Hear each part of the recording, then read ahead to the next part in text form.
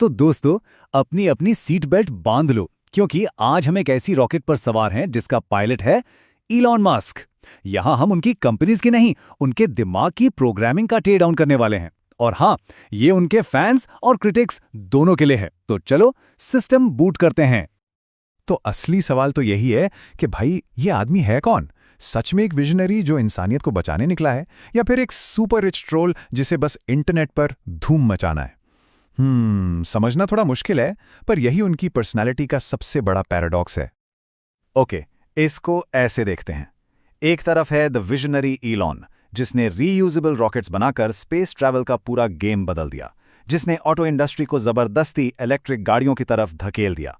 और दूसरी तरफ है द डिसरप्टर इलॉन, जिसकी कंपनीज में फ्लैट स्टाइल कल्चर के आरोप लगे, जो सरकारी एजेंसी से झगड़ता रहता है, और जिसका ट्विटर टेक ओवर, वो तो पूरा का पूरा कियोस था। एक ही इंसान के दो चेहरे, आखिर कैसे? कहते हैं हर सुपर हीरो की एक टफ ओरिजिन स्टोरी होती है, और अपने मस्क भाव की भी है। तो चलो थोड़ा टाइम ट्रैवल करते हैं और सीधे चलते हैं उनके बचपन में, उनके कैरेक्टर क्रिएशन फेज में। सोचो, एक ऐसा बच्चा जो साउथ अफ्रीका में बड़ा हो रहा है, जिसे स्कूल में इतना मारा पीटा जाता है कि उसे हॉस्पिटल में भर्ती होना पड़ता है, और घर पर अपने पिता से मिलता है साइकोलॉजिकल अब्यूज। इस कांस्टेंट पेन और टॉर्चर का नतीजा एक ऐसी क्वालिटी जो आम इंसानों में नहीं होती, दर्द सहने की एक अनोखी क्षमता। जिंदा रहने के लिए उन्होंने डर को शट डाउन करना सीख लिया, और शायद इसी चक्कर में उनके बाकी इमोशंस भी दब गए। लेकिन इन सब के बीच उनका दिमाग एक कंप्यूटर से भी तेज चल रहा था। सिर्फ 12 साल की उम्र में भाई ने खुद कोडिंग सीखी, ब्लास्टर नाम का एक वीडियो गेम बनाया और उसे $500 में बेच भी दिया। मतलब जिस उम्र में हम लोग वीडियो गेम्स खेल रहे थे, वहां मस्क ने वीडियो गेम बना के बेच दिया। टैलेंट तो बचपन से ही था। पर सिलिकॉन वैली में सक्सेस के साथ साथ एक गहरा जख्म भी मिला। उन्हें अपनी ही बनाई हुई पहली दो कंपनीज Zip2 और X.com, जो आगे चलकर पेपाल बनी, से सीईओ की पोस्ट से निकाल दिया गया। और इस धोखे ने, इस सीईओ आउस्टर ड्रामा ने उनके अंदर एक चीज पैदा कर दी, एब्सोल्यूट कंट्रोल की जरूरत। उन्होंने डिसाइड कर लिया कि अब वो ऐसी कंपनीज बनाएंगे जहां से उन्हें कोई कभी निकाल ना सके। तो इसके बाद उनके करियर को आप एक वीडियो गेम के लेवल्स की तरह देख सकते हो, from a newbie player to god mode. चलो उनके सारे लेवल अप्स चेक करते हैं। पहला लेवल था इंटरनेट ओजी, जब वो Zip2 और पेपैल से .com के बाजीगर बने, पैसा बनाया और फिर लेवल अप करने के लिए सब बेच दिया। लेवल 2 था द इम्पॉसिबल बेट। यहां उन्होंने सारा पैसा SpaceX और टेस्ला जैसे वेंचर्स पर लगा दिया, जिसे लोगों ने पागलपन कहा। और अब भाई आ गए हैं गॉड मोड में। मतलब अब गेम के रूल्स फॉलो नहीं कर रहे, रूल्स बना रहे हैं। इंसान के दिमाग को कंप्यूटर से जोड़ना, ट्विटर खरीदकर उसका नाम बदलना, सेटिंग ही चेंज कर दी। साल 2008 ये उनके करियर का फाइनल बॉस था। SpaceX के 3 रॉकेट्स एक के बाद एक फेल हो चुके थे। कंपनी के पास सिर्फ एक आखिरी लॉन्च के पैसे बचे थे। और दूसरी तरफ टेस्ला कंगाल होने से बस कुछ ही घंटे दूर थी। सोचो, सब कुछ दांव पर था। लेकिन फिर जैसे किसी फिल्म में होता है, चौथा रॉकेट लॉन्च सक्सेसफुल हो गया, और क्रिसमस से ठीक पहले टेस्ला को भी फंडिंग मिल गई। उन्होंने ये बॉस बैटल जीत लिया। तो सवाल ये है कि ऐसा करने के लिए दिमाग की प्रोग्रामिंग कैसी होनी चाहिए, उनका गेम प्ले स्टाइल है क्या? चलिए उनके कोर कैरेक्टर मैकेनिक्स को डिकोड करते हैं। ये स्लाइड बॉस सब कुछ बता देती है।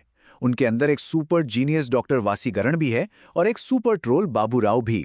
एक तरफ दिमाग में चलता है first principles, impossible engineering problem solve होते हैं, और दूसरी तरफ आत्मा में बस गए हैं बाबू राव, जो डोजकॉइन पे मीम पोस्ट करके मार्केट हिला देते हैं, और $44 बिलियन में ट्विटर इसलिए खरीद लेते हैं ताकि पूरा प्लेग्राउंड उनका हो।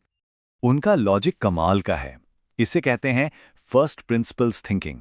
मतलब आम लोग सोचते हैं बैटरी महंगी है, मस्क सोचते हैं रुको, बैटरी बनती किस चीज से है, लिथियम, कोबाल्ट, ये सब कितने का है, चलो खुद ही बना लेते हैं सस्ते में। मतलब प्रॉब्लम की जड़ी बग जाना। इतना डीप कौन सोचता है भाई? और मार्केटिंग, टेस्ला का मार्केटिंग बजट पता है कितना है? 0 अंडा। क्यों? क्योंकि कंपनी का सीईओ ही सबसे बड़ी चलती फिरती मीम है। बस एक ट्वीट और पूरी दुनिया में प्रोडक्ट लॉन्च हो जाता है। कोई कैंपेन इतना टेंशन नहीं ला सकता जितना मस्क का एक ट्वीट ले आता है। और ट्विटर वाला मामला, वो सिर्फ बिजनेस डील नहीं थी, उनके बायोग्राफर वॉल्टर आइजैक्सन ने क्या खूब लिखा है, $44 बिलियन खर्च करके अब उनके पास पूरा प्लेग्राउंड ओन करने का मौका था। सोचो, बचपन की बुलिंग का बदला इतने बड़े लेवल पर। It was never just about business, सब कुछ कंट्रोल के बारे में था। और उस कंट्रोल का नतीजा? वेल, आप खुद देखिए। उनके ट्विटर यानी एक्स को टेक ओवर करने के बाद 80% लोगों को निकाल दिया गया। टॉप 100 में से 50 बड़े एडवर्टाइजर्स ने पैसा लगाना बंद कर दिया। और सबसे शॉकिंग, पेड अकाउंट से रिपोर्ट की गई हेट स्पीच में से सिर्फ 1% पर एक्शन लिया गया। मतलब प्लेग्राउंड तो उनका हो गया, पर उसमें आग लगी हुई थी। तो फाइनल वर्डिक्ट क्या है? कहां आकर रुकती है ये गाड़ी? मस्क को एक ऑपरेटिंग सिस्टम की तरह समझो, जिसका अगला अपडेट कोई प्रिडिक्ट नहीं कर सकता। हाँ, वो बगी हो सकता है, क्रैश हो सकता है, लेकिन वो फ्यूचर बिल्ड कर रहा है। उनकी पूरी लेगेसी को शायद इस एक सिंपल से इक्वेशन से समझा जा सकता है। उनका पूरा इम्पैक्ट है, उन्होंने कितनी टेक्नोलॉजिकल प्रोग्रेस की, उसमें से उन्होंने कितना सोशल केओस फैलाया, उसको माइनस कर दो। यही दो चीजें हैं जो हिस्ट्री में उनकी जगह तय करेंगी। और ये सोशल केओस सिर्फ हवा में बातें नहीं हैं, इसका असर अब उनकी कोर कंपनीज पर साफ साफ दिख रहा है। ये देखिए, सिर्फ 1 साल में टेस्ला की रेप्यूटेशन 50 स्पॉट्स नीचे गिर गई और स्पेसएक्स की 36 स्पॉट्स। ये सीधा सीधा उनके पब्लिक पर्सोना का असर है। तो आखिर में बात इतनी सी है, हम एक ऐसे इंसान को देख रहे हैं जिसके लिए ये रियल लाइफ एक वीडियो गेम है, और वो इसका मेन कैरेक्टर है जो एक बड़े कॉस्मिक मिशन पर निकला है, और हम सब बस उसकी गेम प्ले देख रहे हैं। और इसीलिए आखिरी और सबसे बड़ा सवाल यह है, क्या उनके इंजीनियर्स मार्स पर एक शहर उस स्पीड से ज्यादा तेजी से बना सकते हैं जिस स्पीड से उनका पब्लिक पर्सोना धरती पर उनका बनाया हुआ एम्पायर तबाह कर रहा है?